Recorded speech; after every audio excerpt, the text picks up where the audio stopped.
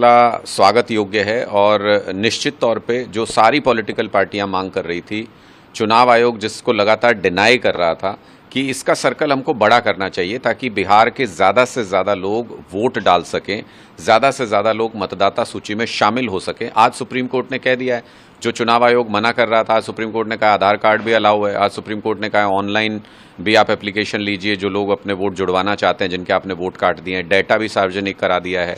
मुझे लगता है कि ये एक कोशिश है, एक पॉजिटिव साइड है कि ज़्यादा से ज़्यादा बिहार के लोग मतदाता सूची में शामिल हो सकेंगे और इससे जो चुनाव आयोग की जो भूमिका है भारतीय जनता पार्टी के पक्ष में, वो भी उजागर हो गई है सुप्रीम कोर्ट के इस निर्णय से कि आम आदमी पार्टी लगातार जो आरोप लगा रही थी कि भारतीय जनता पार्टी जो वोटों में हेराफेरी करती है, जो वोटिंग लिस्ट में हेराफेरी करती है, उसमें चुनाव आयोग बराबर का हिस्सेदार है, उस साजिश का हिस्सा है।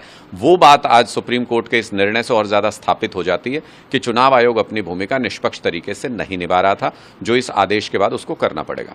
सभी पार्टियों ने इसका स्वागत किया है, तो उसके आप क्या कहेंगे? और आम आदमी पार्टी का क्या होगा? देखिए, आम आदमी पार्टी शुरू से ये बात कहती रही है कि Bharatiya Janata party voter list में हेरफेर करके चुनाव को अपने पक्ष में करने का काम करती है। दिल्ली में हमने सैकड़ों उदाहरण दे करके बताया कि कैसे वोट काटे और जोड़े जा रहे हैं।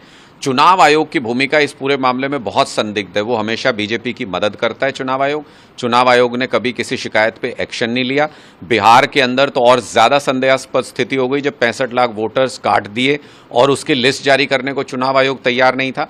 वो सारी चीज़ों को देखते हुए एक ये लोकतंत्र में लोगों को लग रहा था कि कैसे एक फेयर कंपटीशन हो पाएगा सभी पार्टियों के बीच में। सुप्रीम कोर्ट के इस निर्णय से कहीं ना कहीं उम्मीद बंधी है और जो चुनाव आयोग लगातार इस धोखाधड़ी में और इस पूरी साजिश में शरीक था, उस पर कहीं ना कहीं विराम लगा है।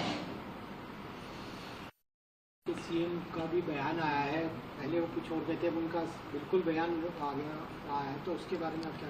देखिए, उमर अब्दुल्ला जी तो समझना चाहिए उनको, और जब किसी दूसरी पॉलिटिकल पार्टी पर आरोप लगाते हैं तो उनको सोच समझ के बोलना चाहिए था। कुछ दिन पहले तक तो उमर अब्दुल्ला जी ये कहते थे कि अरविंद केजरीवाल जी को अच्छे रिलेशन बनाने चाहिए बीजेपी के साथ, वरना तो ऐसा ही होगा, वरना काम कैसे कर पाएंगे। अब तो उमर अब्दुल्ला जी ने हाथ भी जोड़ के देख लिए, बीजेपी के सामने घुटने भी टेक के देख लिए, बीजेपी से गलबैयां भी कर ली। अब क्या हुआ उमर अब्दुल्ला जी? अब आप क्यों ये कह रहे हैं कि आपकी उम्मीदें टूट गई, आपको लगता नहीं है कि जो आपकी मांग थी वो कभी पूरी हो पाएगी, केंद्र आपकी मदद नहीं कर रहा है? आज आप ये बातें क्यों कर रहे हैं? इसका मतलब भारतीय जनता पार्टी की भूमिका धीरे धीरे सभी पॉलिटिकल पार्टियों को समझ में आ रही है और आम आदमी पार्टी का तो ये विश्वास है कि बीजेपी लोकतंत्र से तानाशाही की तरफ इस देश को ले जाना चाहती है। जितनी जल्दी सारी पॉलिटिकल पार्टियां इसको समझ लेंगी, उतना देश के लिए अच्छा।